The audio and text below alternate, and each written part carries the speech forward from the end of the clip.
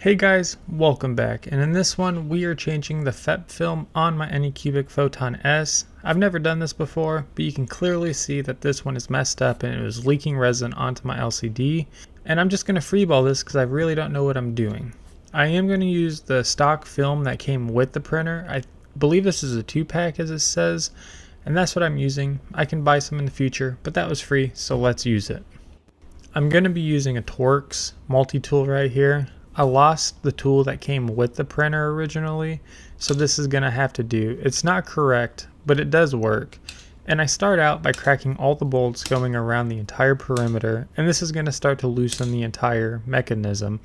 After that, I need to remove the bolts and set them off to the side, and we'll leave them there until later, because underside, as you're going to see here very soon, there is a million screws we have to do.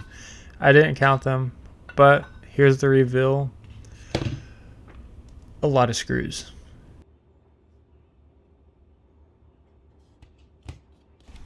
We are going to be using isopropyl alcohol, and we're going to use this to clean all the excess resin that's on the vat and on the main thing.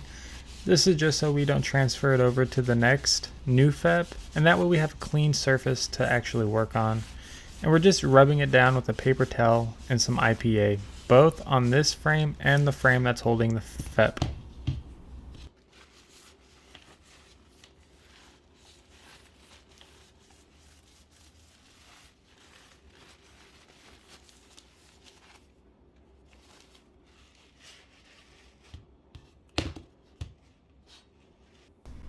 Now we are going to work on getting all of the screws off of here. And it's simple. I'm using the tool that came with the machine because that one I still had. And we're going in a counterclockwise fashion. It doesn't really matter because we're not trying to keep tension or anything. We're just simply trying to remove the bolts. And they're all pretty easy. None of them are stuck or anything.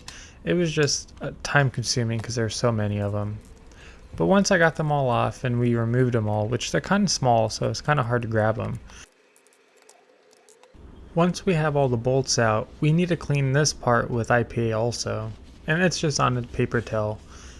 And this is just once again make sure that we have all the residue off. We'll peel off this original FEP and we can see it. It's pretty cloudy. I can't tell where the hole is, but it was leaking all over the place, all over my LCD. And we need to wipe this bottom one off, but they're not too bad. Now we need to get the FEP ready, and we need to pull the protective layer off of both sides. We don't want to keep this on because it's going to affect our printing, and you won't be able to get it off once we put it on. We'll sit it on the bottom frame for now, but we do need something to give it some slack. I see people use Powerade bottle lids all the time. I'm using a Sunny D because that's what I have. We place that in there, we place the film over it, and this is going to create the slack we need so we can tension it on the frame later. We put the top frame on top, and then we're going to line it up and get it situated. We'll take something sharp and we're going to poke a hole through the FEP so we can get the screws in. I'm going to start by doing this in all 4 corners just to hold it tight for now. And once we have all of the screws in for that, we can poke the holes for the rest of them. And it's pretty satisfying to hear it pop. And then we need to put the screws in, and we're doing this in not a circular motion. We're kind of doing it every other side. That way we keep a tension on it that's solid. Now that we've put all the screws in, we're going to pick it up, and you can see within the light that there's a lot of slack. We need to put this into the actual vat itself, and we need to make sure all those bolts are facing down. I start by poking all the holes for all the bolts. Put the bolts in, and we're slowly going to screw them down just until they bite at first, because we want to tension this evenly. If not, it might get a wrinkle, it might get a crease in it. You just want to go slowly, and we want to make sure that it is below the lip so that way it's not raised. That way our level is still set as we had it before. And we'll slowly tighten this, and as you see, it slowly turns into a mirror and there's no more wrinkles in it. That's exactly what we want, and that's exactly what's going to help with the tension of the machine. After we do that, we'll flick it.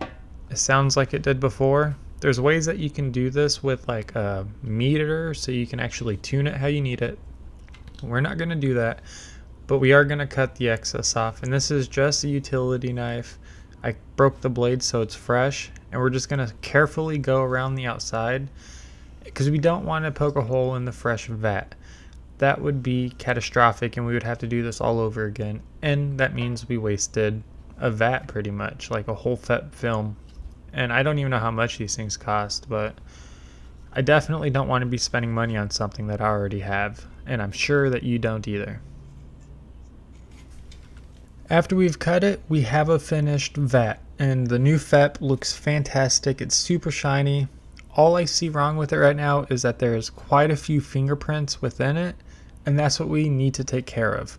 And that's very easy with some IPA. I'm pouring it directly on here, and I'm using a non-scratch towel.